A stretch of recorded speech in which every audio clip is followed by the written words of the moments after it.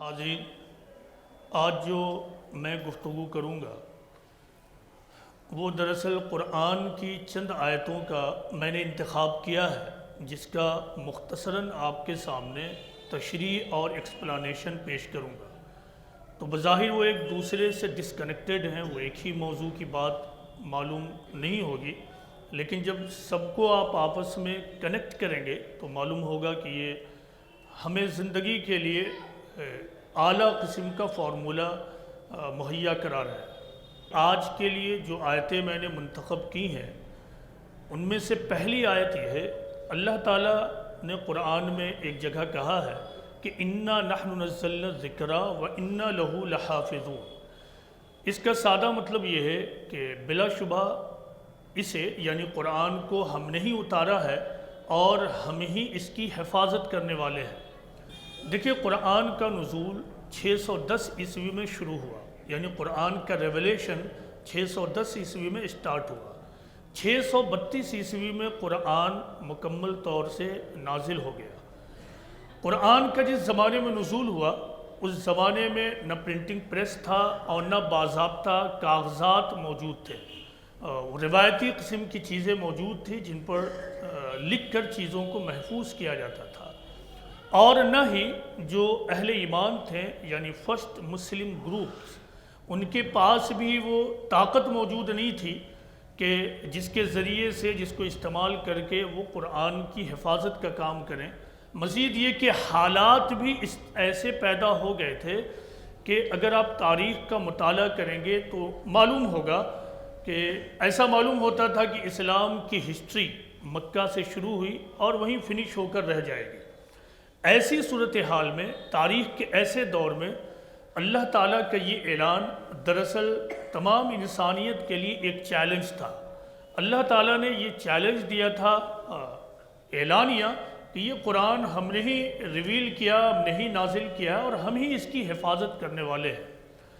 تو اس آیت سے جو پہلی چیز، اگر کوئی علمی نقطہ بیان کرنا ہو تو پہلی بات جو ثابت ہوتی ہے وہ یہ کہ یہ قرآن بلا شبہ خدا کی کتاب ہے، کیونکہ خدا ہی وہ ذات ہے جو اس قسم کی نامساعد صورتحال میں، ایسی صورتحال، ایسی سچویشن جس میں مستقبل بعید میں بھی کوئی ایسی چیز، بہت دور دور تک کوئی ایسی بات نظر نہیں آتی ہے کہ حفاظت اور اس کے بچانے کا کوئی بندوبست موجود ہے، تو یہ خدا ہی اعلان کر سکتا ہے۔ بعد کی تاریخ یہ بتاتی ہے کہ تمام حالات اس طرح پیدا ہوتے چلے گئے کہ قرآن کی حفاظت کا بندوبست ہوتا چلا گیا، یہاں تک کہ پھر 19ویں صدی کا دور آیا اور 19ویں صدی میں پرنٹنگ پریس ایجاد ہو گیا۔ فائنلی 19ویں صدی میں پرنٹنگ پریس کے ایجاد ہونے کے بعد اب قرآن کی کسی آیت تو دور، زیر زبر میں بھی تبدیلی کا اب سرے سے کوئی امکان ہی باقی نہیں رہا۔ یہی نہیں بلکہ صرف قرآن کی آیات اور الفاظ ہی محفوظ نہیں ہوئے، بلکہ قرآن جس زبان میں ریویل ہوا یعنی عربی زبان، وہ بھی آج تک ابتدائی حالت میں موجود ہے۔ آج سے 200 سال 300 سال پہلے کی زبانوں کو اگر دیکھیں آپ، جیسے آج انگلش زبان ایک انٹرنیشنل لینگویج کی حیثیت رکھتی ہے، آپ شیکسپیرین ایج میں چلے جائیں 300-350 سال پہلے، اس زمانے کی انگلش کو دیکھیں اور آج کی انگلش کو دیکھیں تو آپ کو معلوم ہوگا کہ انگلش زبان میں آسمان و زمین کا فرق ہو گیا ہے، لیکن عربی زبان آج بھی اسی طرح موجود ہے۔ تو یہ تو اس آیت کا ایک علمی نقطہ تھا۔ اس آیت سے جو دوسری بات واضح ہو رہی وہ یہ کہ اہل ایمان کی ذمہ داری حفاظت قرآن نہیں ہے۔ اہل ایمان کی ذمہ داری حفاظت قرآن نہیں ہے کہ حفاظت قرآن کے نام سے وہ جلسہ کریں، سیمینارز کریں، جلوس نکالیں وغیرہ وغیرہ۔ اہل ایمان کی جو اصل ذمہ داری ہے وہ اشاعت قرآن، حفاظت قرآن نہیں بلکہ اشاعت قرآن، یعنی قرآن کو پھیلانا، تمام انسانیت تک پہنچانا۔ حفاظت قرآن کی ذمہ داری اللہ کی تھی، اللہ نے اس کو کر دیا اور اللہ کر رہا ہے۔ اب اشاعت قرآن کی ذمہ داری مسلمانوں کی ہے، اب مسلمان اٹھیں اور قرآن کو تمام انسانیت تک پہنچا دیں۔ تو یہ ایک آیت ہوئی۔ اب دوسری آیت کی طرف ہم چلتے ہیں۔ دیکھیے جب آپ قرآن کا مطالعہ کریں گے تو آپ یہ پائیں گے کہ قرآن میں مور اور لیس 200 آیتیں ایسی ہیں جن میں ڈائریکٹلی صبر، پیشنس اور ٹالرنس کی بات چیت کی گئی ہے۔ صبر، ٹالرنس اور پیشنس کی بات چیت کی گئی ہے 200 آیتوں میں۔ اس کے علاوہ جب قرآن کی دوسری آیتیں دیکھیے تو آپ کو معلوم ہوگا کہ انڈائریکٹلی یعنی بالواسطہ انداز میں تمام آیتیں بھی صبر ہی کی بات کر رہی ہیں۔ جہاں تک ڈائریکٹ آیتوں کا معاملہ ہے، براہ راست آیتوں کا معاملہ، تو وہ مشہور ہیں، چند آیتیں تو مشہور ہیں۔ مثال کے طور پر ان اللہ مع الصابرین، پھر یہ کہ یا ایھا الذین آمنوا استعینوا بالصبر والصلاۃ ولربک فاصبر، اپنے رب کے لیے صبر کرو، وغیرہ وغیرہ۔ تو ان آیتوں میں براہ راست صبر کی تلقین کی گئی ہے، صبر کا حکم دیا گیا ہے۔ تو یہ براہ راست آیتیں ہیں صبر کی۔ لیکن اس کے علاوہ بھی جو قرآن کی آیتیں ہیں وہ انڈائریکٹلی بلیورز کو، اہل ایمان کو صبر ہی کی تلقین کرتی ہیں۔ مثال کے طور پر قرآن کی جو پہلی سورت ہے، پہلا چیپٹر، وہ کیا ہے؟ سورہ فاتحہ۔ سورہ فاتحہ جو شروع ہوتی ہے وہ اس آیت سے کہ الحمدللہ رب العالمین، یعنی تمام تعریف رب العالمین کے لیے۔ اس آیت سے یہ معلوم ہوتا ہے کہ اللہ تعالیٰ یہ چاہتے ہیں کہ اہل ایمان بالخصوص اور تمام انسانیت بالعموم اپنے کریٹر، اپنے خالق اور اپنے رب کی تعریف کریں اور اس کا شکر کریں، وہ اپنے رب کی تھینکس گیونگ کریں، یہ خدا چاہتا ہے۔ لیکن اس دنیا کو دیکھیے تو اس دنیا کا معاملہ یہ ہے کہ یہاں لگاتار انسان اپس اینڈ ڈاؤن میں رہتا ہے، کبھی اچھے حالات اس کے ساتھ ہوتے ہیں، کبھی برے حالات ہوتے ہیں۔ بلکہ خود قرآن میں یہ بتایا گیا ہے کہ ہم نے انسان کو کبد میں پیدا کیا، یعنی مشکل میں پیدا کیا، مشکل حالات میں پیدا کیا ہے۔ گویا خود قرآن یہ کہہ رہا ہے کہ انسانیت کی پیدائش کبد میں ہوئی ہے، مشقت میں ہوئی ہے۔ تو ایسی صورت میں مشقت کی حالت میں کوئی تھینکس گیونگ ایٹیٹیوڈ کے ساتھ کیسے رہ سکتا ہے؟ شکر کے جذبات کو کیسے پال سکتا ہے؟ وہ اسی وقت جبکہ آدمی کے اندر صبر کی صفت ہو، ناخوشگوار صورتحال میں وہ صبر کر لے، ناخوشگوار صورتحال کو، اشتعال انگیزی کو وہ نظر انداز کرے اور صبر کی روش اختیار کرے۔ اور جب صبر کی روش اختیار کرے گا تو دوبارہ پھر اس کے اندر شکر کے جذبات پیدا ہوں گے۔ تو قرآن پر جب غور کرتے ہیں تو معلوم ہوتا ہے کہ قرآن اصلاً اہل ایمان کو صبر ہی کی تلقین کرتا ہے۔ اصل یہ ہے کہ اس دنیا کو اللہ تعالیٰ نے اس ڈھنگ سے بنایا ہے اور انسانیت کو اس ڈھنگ سے پیدا کیا ہے کہ یہاں ہر آدمی کو کمپلیٹ فریڈم حاصل ہے، یعنی ہر دوسرا آدمی آپ کی مرضی کے مطابق زندگی نہیں گزارے گا۔ آپ کا خیال ایک ہے، دوسرے کا خیال کچھ اور ہے، آپ کا ایک طریقہ ہے، دوسروں کا کچھ اور ہی طریقہ ہے، آپ ایک اور راستہ پہ چلنا چاہتے ہیں، دوسرے کسی اور ہی راستے پہ بڑھتے ہیں۔ ایسی صورتحال میں بار بار ایک کو دوسرے سے تکلیف پہنچتی ہے، ایک کو دوسرے سے اشتعال انگیزی کا تجربہ ہوتا ہے۔ اگر اس صورتحال میں آدمی کے اندر صبر کا طریقہ نہ ہو، پیشنس کا طریقہ نہ ہو تو کیا ہوگا؟ وہ بار بار لڑے گا، ٹکراؤ کا طریقہ اختیار کرے گا اور اس طرح اپنا وقت اور اپنی صلاحیت اور ٹیلنٹ کو بے فائدہ لڑائی جھگڑے اور فضول کے بحث و مباحثہ میں ضائع کرتا رہے گا۔ دیکھیے عبداللہ بن عباس رضی اللہ عنہ رسول اللہ صلی اللہ علیہ وسلم کے چچا کے صاحبزادے تھے۔ ایک مرتبہ کی بات ہے کہ رسول اللہ صلی اللہ علیہ وسلم اونٹنی پر تھے اور آپ کے پیچھے عبداللہ بن عباس بھی بیٹھے ہوئے تھے۔ نوجوانی کا زمانہ تھا۔ رسول اللہ صلی اللہ علیہ وسلم نے عبداللہ بن عباس کو نصیحتیں کی۔ یہ لمبی نصیحت ہے۔ اس حدیث کا ایک ٹکڑا یہ ہے کہ سنو جان لو کہ ناخوشگوار حالات میں صبر کرنے ہی میں بھلائی ہے اور صبر کے ساتھ اللہ کی مدد آتی ہے، تکلیف کے ساتھ کشادگی ہے اور مشکل کے ساتھ آسانی ہے۔ یہ پیغمبر اسلام نے عبداللہ بن عباس رضی اللہ عنہ کو نصیحت کی۔ اس پر غور کیجئے، یہ پیغمبرانہ الفاظ ہیں، یہ پیغمبرانہ نصیحت ہے۔ یہ نصیحت کیوں ہے؟ پیغمبر اسلام نے اس کے اپوزٹ نصیحت کیوں نہیں کی کہ دیکھو تم دلیر بنو، بہادر بنو، تمہیں اس کا سامنا کرنا ہوگا، اس کا سامنا کرنا ہوگا؟ اس کی وجہ یہ ہے کہ یہ دنیا اللہ تعالیٰ نے اس طرح بنائی ہے کہ یہاں بار بار ٹکراؤ کی صورتحال پیدا ہوگی۔ خواہ آپ کہیں بھی ہوں، ایک گھر کے اندر، ایک محلے کے اندر، ملک کے اندر، سماج میں کہیں بھی ہوں، بار بار ٹکراؤ کی صورتحال پیدا ہوگی۔ تو اگر آدمی اپنے اندر صبر کی صفت کو ڈیولپ نہ کرے تو پھر وہ بار بار ٹکرائے گا، وہ بار بار اپنے وقت کو ٹکراؤ میں اور بلا وجہ کے بحث و مباحثہ میں ضائع کرے گا۔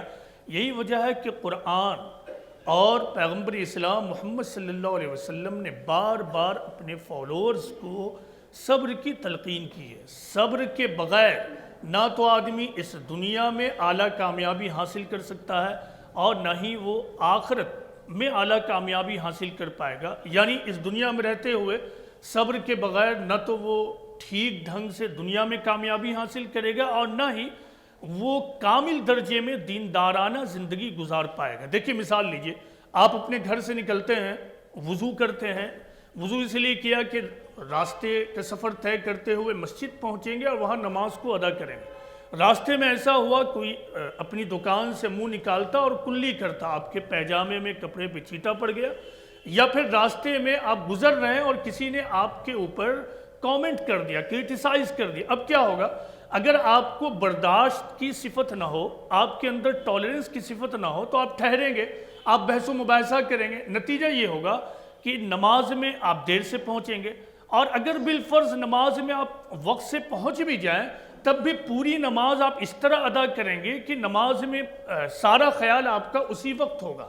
یہ ایک چھوٹی سی مثال ہے جس سے اندازہ لگا سکتے ہیں کہ صبر کے بغیر کوئی آدمی سچا دیندارانہ زندگی کا تصور بھی نہیں کر سکتا ہے، گزارنا تو بہت دور کی بات ہے۔ اب قرآن کی تیسری آیت کو لیجئے جو آج کے لیے میں نے منتخب کیا ہے۔ قرآن میں ایک مقام پر، یہ سورہ مجادلہ کی آیت ہے، اللہ تعالیٰ نے ایک بڑی حکیمانہ نصیحت کی ہے، وہ یہ ہے کہ یا ایھا الذین آمنوا اذا قیل لکم تفسحوا فی المجالس فافسحوا یفسح اللہ لکم واذا قیل انشزوا فانشزوا الی آخر آیت۔ اس آیت میں اللہ تعالیٰ یہ کہتے ہیں کہ اے ایمان والو، جب تم سے کسی مجلس میں کہا جائے کہ پھیل کر بیٹھو تو تم پھیل کر بیٹھو، اللہ تمہیں کشادگی دے گا، اور جب تم سے کہا جائے کہ سمٹ جاؤ تو تم سمٹ جاؤ۔ تم میں سے جو لوگ ایمان والے ہیں اور جن کو علم دیا گیا ہے، اللہ ان کے درجات بلند کرے گا، اللہ ان کے درجے بلند کرے گا، اور جو کچھ تم کر رہے ہو اللہ اس سے واقف ہے۔ اس آیت میں دراصل ایٹیکیٹ آف میٹنگ بتایا گیا ہے، یعنی آداب مجلس، مجلس کے آداب کیا ہے۔ مجلس ہوتی ہے، میٹنگ ہوتی ہے، میٹنگ اور مجلس میں کیا ہوتا ہے؟ ایک سے زیادہ آدمی ہوتے ہیں۔ مجلس کا آداب بتاتے ہوئے اللہ تعالیٰ یہ کہتے ہیں کہ جب مجلس میں جاؤ تو ہمیشہ دوسروں کا خیال کرو، تم اس طرح نہ بیٹھ جاؤ کہ آنے والا جو دوسرا ہو اسے بیٹھنے میں تکلیف پہنچے، بلکہ تم اس طرح بیٹھو کہ آنے والا جو ہو اس کو آسانی ہو۔ مجلس میں اگر تم سے کہا جائے کہ آپ پھیل جائیے تو آپ پھیل کر بیٹھیے، اور جب مجلس کی صورتحال دیکھتے ہوئے کہا جائے کہ سمٹ جائیے تو پھر سمٹ کر بیٹھیے۔ یہ اللہ تعالیٰ کا حکم ہے۔ پھر مجلس میں بعض دفعہ ایسا ہوتا ہے، بلکہ سماج ہی اسی طرح کا ہے، کچھ لوگ زیادہ تعلیم یافتہ ہوتے ہیں، زیادہ عزت کے لائق ہوتے ہیں، تو اللہ تعالیٰ نے یہ نصیحت دی ہے کہ ایسے لوگوں کے آنے پہ تم جگہ کو دے دو، ان کو جگہ دے دو، ان کو اگلی سیٹ میں بیٹھا دو۔ تو مجلس میں کیا ہوتا ہے؟ کبھی سیٹ پر بیٹھنا ہوتا ہے، کبھی ایک سیٹ پر دو آدمی کو بیٹھنا ہوتا ہے، کبھی آنے والوں کے لیے سیٹ کو چھوڑنا پڑتا ہے۔ ابتدائی مفہوم کے اعتبار سے تو یہ محض آداب مجلس ہے، یعنی ایٹیکیٹ آف مجلس، ایٹیکیٹ آف میٹنگ، میٹنگ میں کیسے بیٹھنا چاہیے۔ تو سادہ زبان میں ہمیشہ دوسروں کا خیال کرنا، علم والے کا خیال رکھنا۔ بعد کے زمانے میں تو مسلمانوں میں ایک رویہ یہ پیدا ہوا جو حدیثوں کو غلط طور سے ڈسٹارٹ کر کے یہ پیدا ہوا، وہ یہ کہ آدمی بیٹھ جائے اور کوئی علم والا بھی آ رہا تو اس کو دیکھنے پر مجلس میں کوئی یعنی تبدیلی نہ ہو، وہ اپنی سیٹ پر بیٹھے رہے، اور اس سے انہوں نے یہ نقطہ نکالا کہ ہم اس طرح اگر بیٹھیں گے تو یہ بلا وجہ کی تعظیم ہے۔ دیکھیے اللہ تعالیٰ نے دراصل اس سماج میں یہ درجہ بندی کی ہے، اور ہمیشہ ایمان والے اور علم والے کو اللہ نے درجہ دیا ہے، اس لیے ہمیں بھی یہ کرنا ہوگا۔ دیکھیے اگر ہم ایمان والوں کو، علم والوں کو سماج میں وہ اہمیت نہ دے تو اس سے ایسے لوگوں کا کوئی نقصان نہیں ہوتا ہے، وہ تب بھی ایمان والے ہوں گے، تب بھی علم والے ہوں گے، اگر علم سے محبت ہے تو وہ علم سے محبت کرتے رہیں گے، اس کا نقصان دوسروں کو ہوگا۔ جب آپ علم والوں کو عزت دیتے ہیں تو پھر اس کا سماج میں فائدہ یہ ہوتا ہے کہ جو نیکسٹ جنریشن ہے اس سے سیکھنے کو تیار رہتی ہے، اس کے ذہن میں یہ بات آتی ہے کہ یہ پڑھنے والا آدمی آیا ہے، یہ ایجوکیٹڈ آدمی ہے، لرنڈ آدمی ہے، اسکالر ہے، لہٰذا اس سے ہمیں سیکھنا چاہیے، یہی وجہ ہے کہ ہم اسے عزت دے رہے ہیں۔ لیکن جب ایسا ماحول نہ ہو تو پھر کیا ہوگا، ہر آدمی اپنے آپ کو خود سمجھنے لگے گا، ڈھٹائی پیدا ہوگی، انا پیدا ہوگی۔ نتیجہ یہ ہے کہ علم کا سمندر، علم کا جو ایک بہاؤ ہے اس کے اندر ٹھہراؤ پیدا ہوگا، اور اس اعتبار سے آپ دیکھیں تو آپ یہ پائیے گا کہ مسلم سماج میں یہ خرابی بہرحال پیدا ہو گئی ہے کہ سماج کے اندر علم والوں کی وہ اہمیت نہیں رہ گئی جو فی الواقع ہونا چاہیے۔ تو بہرحال اس آیت میں جو سبق دیا گیا اصلاً وہ آداب مجلس سے متعلق، لیکن اس میں ایک اور حکیمانہ بات ہے، اگر ایکسٹینڈڈ میننگ میں دیکھیں تو وہ یہ کہ زندگی گزارنے کا طریقہ یہ ہے کہ آدمی لارج ہارٹڈ بنے، یعنی آدمی کے اندر توسع ہو، نمبر ایک، اور نمبر دو یہ کہ وہ باتوں کو سادہ معنوں میں لے، وہ ہر بات کو عزت کا مسئلہ نہ بنائے۔ مثلا مجلس میں کہہ دیا جائے کہ آپ یہاں سے اٹھ کر ادھر چلے جائیے، تو پھر اب اس کے ذہن میں میری بے عزتی ہو گئی، مجھے مجلس سے میٹنگ سے اٹھا دیا گیا، تو یہ اسلامی تعلیم نہیں ہے، بلکہ آداب مجلس سے متعلق ہے یہ کہ جب بولا جائے بیٹھو تو بیٹھ جاؤ، جب بولا جائے اٹھ جائیے تو اٹھ جائیے، اس کو عزت کا مسئلہ نہیں بنانا چاہیے۔ اور یہی زندگی کا معاملہ ہے کہ ایک دوسرے کو اسپیس دیجئے، ایک دوسرے کی گفتگو کو، ایک دوسرے کی بات کو عزت کا مسئلہ نہ بنائیے، بے عزتی کا مسئلہ نہ بنائیے، بلکہ ایک دوسرے کے ساتھ خوشگوار انداز میں زندگی گزاریے۔ قرآن و حدیث کا جو نچوڑ ہے، پورے قرآن و حدیث کا جو ایک نچوڑ ہے وہ یہ ہے کہ اہل ایمان یا تو نفع بخش بنے، دوسروں کو بینیفٹ پہنچانے والے بنے، یا کم از کم ہارملیس ہو جائے۔ قرآن میں ایک جگہ بہت ہی خوبصورت انداز میں، حکیمانہ انداز میں یہ بات کہی گئی ہے۔ قرآن کی آیت اس طرح ہے کہ انزل من السماء ماء فسالت اودیۃ بقدرها فاحتمل السیل زبدا رابعا ومما یوقدون علیہ الی آخری آیہ۔ اس آیت میں اللہ تعالیٰ نے مادی تمثیل کے ذریعہ ایک گہری بات سمجھائی ہے۔ آیت کا سادہ مطلب یہ ہے کہ اللہ نے آسمان سے پانی کو اتارا، پھر نالے اپنی اپنی مقدار کے موافق بہہ نکلے، پھر سیلاب نے جھاگ کو اٹھا لیا، پھر بہتے ہوئے پانی نے، سیلاب نے جھاگ کو اٹھا لیا۔ آگے کی تمثیل دیکھیے، اسی طرح کا جھاگ ان چیزوں میں بھی پیدا ہو جاتا ہے جن چیزوں کو زیورات بنانے یا اسباب بنانے میں، یعنی سامان بنانے کے لیے آگ میں جلایا جاتا ہے۔ بس اللہ تعالیٰ اسی طرح حق اور باطل کی مثالیں بیان کرتا ہے، اور جو چیز نفع بخش ہیں، انسانوں کو نفع پہنچانے والی ہیں، وہ زمین پر باقی رہ جاتی ہیں اور جھاگ اڑ کر چلا جاتا ہے۔ اللہ تعالیٰ اسی طرح مثالیں بیان کرتا ہے۔ اس آیت میں مادی تمثیل کے ذریعہ اس کا ابتدائی میسج یہ ہے کہ حق اور باطل کا فرق کیا ہے۔ حق اور باطل کا فرق صاف پانی اور جھاگ سا ہے۔ باطل یعنی فالس ہوڈ کے مقدر میں ہے کہ وہ ایک نہ ایک دن بہہ جائے، ختم ہو جائے، اور بالآخر حق اور سچائی اور ٹروتھ کو غلبہ حاصل ہو۔ یہ اللہ تعالیٰ نے اس دنیا کو اسی طرح بنایا ہے کہ اس دنیا میں ہمیشہ سچائی، حق اور ٹروتھ کو ہی غلبہ حاصل ہو، فالس ہوڈ اور باطل جھاگ کی طرح مٹ جائے۔ یہ تو اس کا سادہ مفہوم ہے۔ دوسری بات کیا ہے، اللہ تعالیٰ نے حکمت کے ساتھ حکیمانہ انداز میں بتایا، وہ یہ کہ اس دنیا میں اسی فرد کو یا اسی گروہ کو بقا حاصل ہے جو فرد یا گروہ اپنے اندر نفع بخشی پیدا کرے، جو فرد یا گروہ دوسروں کو فائدہ پہنچانے والا ہو جائے۔ مسلمانوں کی ہسٹری دیکھیں، مسلمان جو فرسٹ مسلم گروپ تھا وہ کیا تھا؟ فرسٹ مسلم گروپ نے اپنے آپ کو نفع بخش بنایا، انسانیت کو دینے والا گروہ بنا۔ نتیجہ کیا ہوا؟ پوری دنیا میں ان کو عزت ملی، ان کی پذیرائی ہوئی، ہر طرف وہ چھا گئے۔ موجودہ زمانے میں ہم نے نفع بخشی کی صفت کو کھو دیا۔ گھر ہو، ایک خاندان ہو، یا پھر سماج ہو، یا پھر ملک ہو، کہیں بھی رہتے ہوئے کسی کو عزت اسی وقت ملتی ہے جبکہ وہ اپنے آپ کو دینے والا فرد یا دینے والا گروپ بنائے، یعنی گیور گروپ یا پھر گیور کمیونٹی۔ جو گروپ یا جو انڈیویجول یا جو کمیونٹی اپنے آپ کو گیور نہ بنائے، نفع بخش نہ بنائے، وہ سماج کے لیے صرف اور صرف بوجھ ہوتے ہیں، اور جو بوجھ ہوتے ہیں ان کو اس دنیا میں کوئی عزت ملنے والی نہیں ہے۔ اگر ہمیں ایک فرد کی حیثیت سے اور ہمیں ایک گروپ اور کمیونٹی کی حیثیت سے سماج میں، ملک میں عزت چاہیے، تو ہمیں صرف ایک کام کرنا، وہ کیا ہے؟ ہم سماج میں نفع بخش گروپ اپنے آپ کو ثابت کریں، اس سے پہلے کوئی عزت ملنے والی نہیں ہے۔ اب یہ نفع بخشی یا دوسروں کو دینے کا معاملہ دو اعتبار سے ہو سکتا ہے۔ مادی اعتبار سے، یعنی آدمی اپنے آپ کو خوب ایجوکیٹڈ بنائے، اس کے نتیجے میں اس کی معاشی حالت بہتر ہو اور پھر وہ دوسروں کو فائدہ پہنچائے۔ دوسرا ہے اعلیٰ اخلاق کے ذریعہ۔ لیکن ان دونوں میں جو بڑی چیز ہے وہ کیا ہے کہ ایک گروپ اٹھے اور انسانیت کو سچائی کا پیغام دے، سچائی کا تحفہ دے، کیونکہ سچائی سے بڑا تحفہ اس دنیا میں کوئی بھی چیز نہیں ہے۔ تو یہ قرآن کا میسج ہے کہ اگر ہم اپنے آپ کو عزت دار بنانا چاہتے ہیں، ہمیں اس سماج میں عزت چاہیے، خواہ وہ خاندان ہو، محلہ ہو یا پھر ملک ہو، تو صرف ایک ہی فارمولہ ہے کہ ہمیں اپنے آپ کو نفع بخش بنانا ہوگا۔